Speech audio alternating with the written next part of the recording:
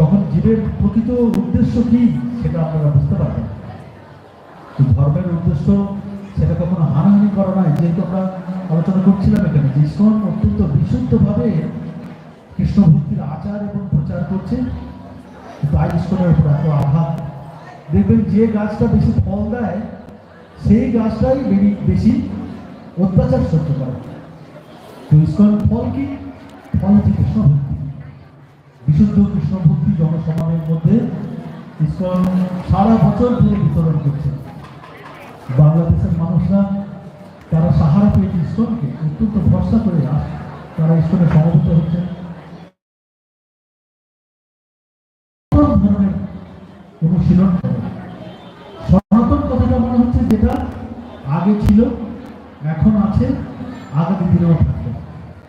ভগবান সনাতন ধর্মের তিনি প্রতিনিধি, আত্মা সেও সনাতন, ভগবান সনাতন, আত্মা সনাতন। তো আত্মার যে ক্রিয়া ভক্তি সেটাও সনাতন। এগুলো কোনো সম্প্রদায় হয় না, কোনো মত হয় না, কোনো বিশ্বাস হয় না, কোনো সংকীর্ণত গোষ্ঠী হয় না। আন্তর্জাতিক কৃষ্ণ ভক্তামৃত সংঘ সনাতন ধর্মের আচার করে এবং সেটাই প্রচার করে। জগতে আর কেউ সনাতন ধর্মের প্রচার বর্তমানে করছেন না, কেবলমাত্র ইসকন করছেন। সেই জন্য ইসকনের উপর একের পর এক আঘাত আসছে। ইসকনের ভক্তদের উপর বাইরের জগতের লোকদের অনেক টার্গেট, মায়ার মতো এটাই কাজ। ইসকনের ভক্তদেরকে বিশুদ্ধতাকে নষ্ট করে দিতে হবে। তাদের লোভ, অনেকের লোভ ইসকনের ভক্তের বিশুদ্ধতা কিছু করে নষ্ট করা যায়। সেগুলো ভক্তিকে অত্যন্ত নিজস্ব ভক্তিটাকে সুরক্ষী সাধু সঙ্গের মাধ্যমে, ছিল প্রভুপাদের গ্রন্থাবলীর মাধ্যমে আমাদের বরিষ্ঠ ভক্তদের, আমাদের মন্দির অধ্যক্ষ শ্রীপাদ গৌরাঙ্গ চন্দ্র দাস প্রত্যেক দিন নিত্যম ভাগবত সেবায় ক্লাস দেন। আপনাদের প্রত্যেকের কর্তব্য শ্রীপাদ গৌরাঙ্গ চন্দ্র দাসের ক্লাসে অংশগ্রহণ করা। আপনারা কিউআর কোডের মাধ্যমে স্কুলের সঙ্গে যুক্ত হতে পারেন। শ্রীপাদ গৌরাঙ্গ চন্দ্র দাস তার অফিসের সম্পর্ক ওখানে রয়েছে, আপনারা প্রভুর সঙ্গে যোগাযোগ করুন।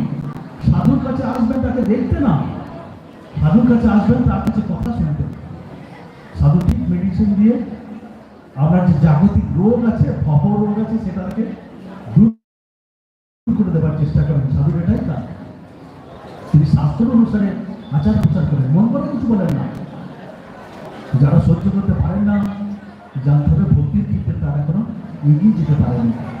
যদি যতক্ষণ আমরা মনে করবো এই শরীরটাই সব, ততক্ষণ তারা সাধুর উপদেশ সেগুলো বুঝতে পারবে না।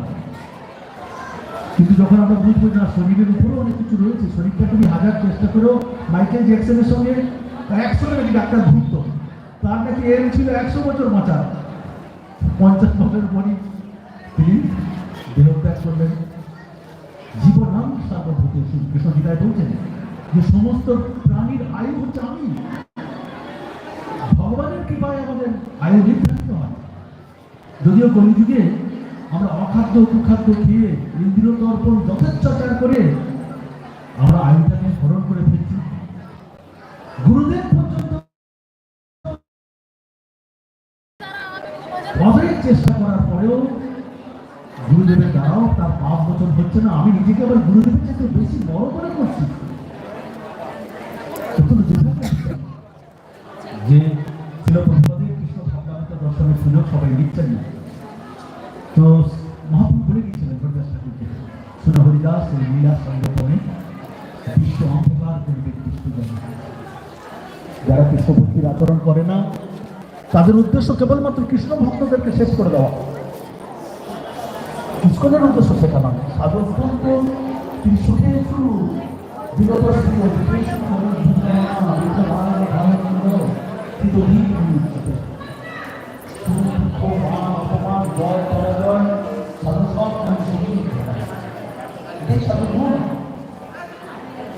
তার সত্ত্বেও